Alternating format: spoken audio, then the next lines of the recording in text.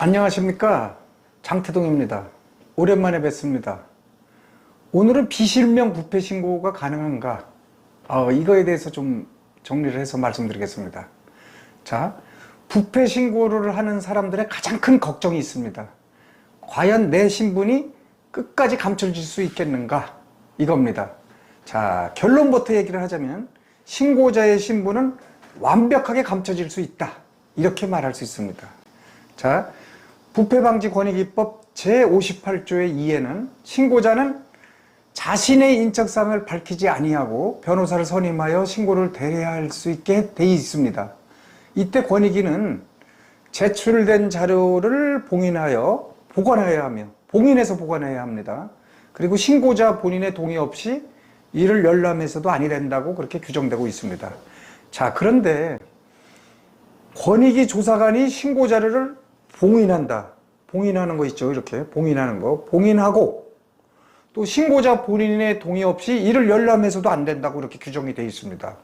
그러면 권익위 조사관이 사건 처리하는데 엄청나게 방해가 된다는 것입니다.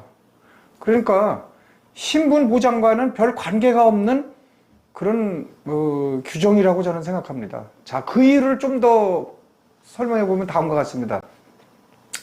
부패 신고 사건은 대부분 국가나 지자체로부터 받은 보조금을 횡령하였거나 목적외로 사용하는 경우가 아주 대부분입니다.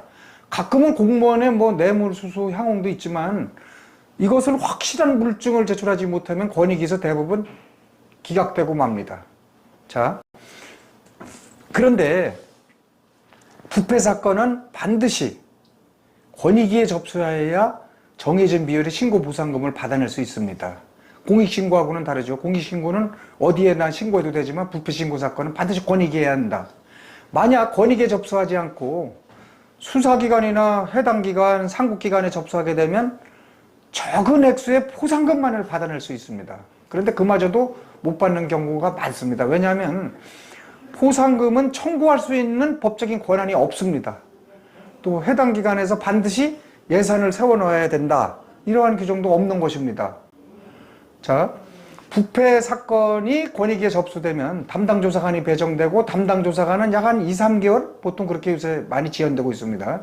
그 기간에 신고서 내용을 검토하고 신고자를 조사해서 사실관계를 확정하고 신고 내용을 뒷받침할 만한 증거가 확실한지, 이런 걸 가지고서 검토 보고서를 작성합니다. 그래서 분과위원회에 상정하게 되면 분과위원회에서 만약에 통과가 시키게 되면은 그거를 이제 수사기관에 보내는 것입니다. 자, 분과위원은 3명으로 구성되어 있는데 상정된 검토 보고서 수사기관이나 감독기관으로 이첩해서 조사하는 것이 타당한지, 이런 판단을 하게 됩니다.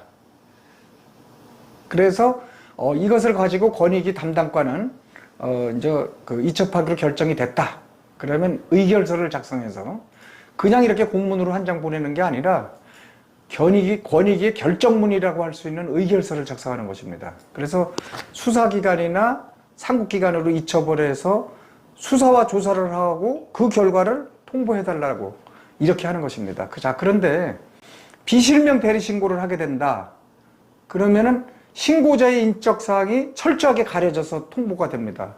그래서 경찰관서나 상급 감독기관은 신고자에 대한 조사를 할 수 없다는 것입니다, 결국은. 자, 신고자의 연락처가 철저히 가려져 있는데 부를 수가 없기 때문입니다. 결국은 피신고자만 조사하게 된다.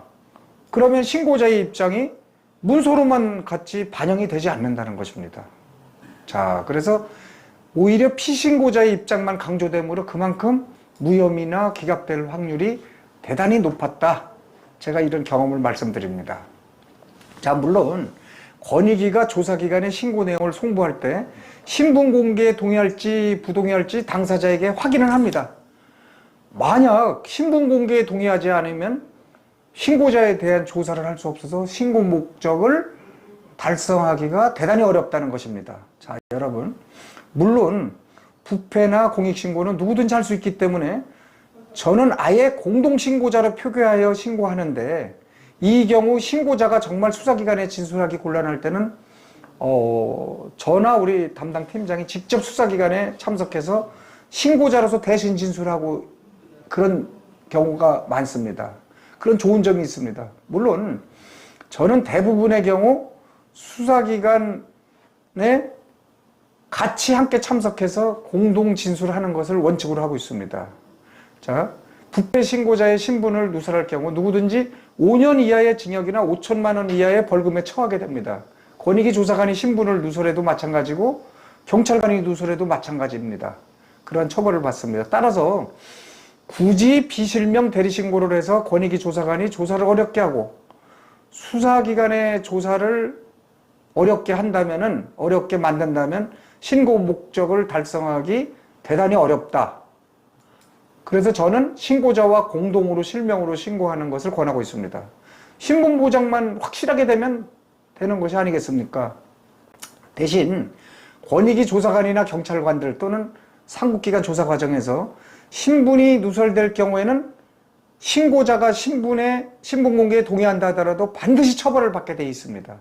그러니까 어느 공무원이 누설했는지 그거를 밝혀서 처벌하는 것입니다. 자, 신분을 누설한 사람이 법적 책임을 지게 되기 때문에 비실명 대리신고는 오히려 신고 목적을 달성하기 어렵게만 하기 때문에 별 의미가 없다.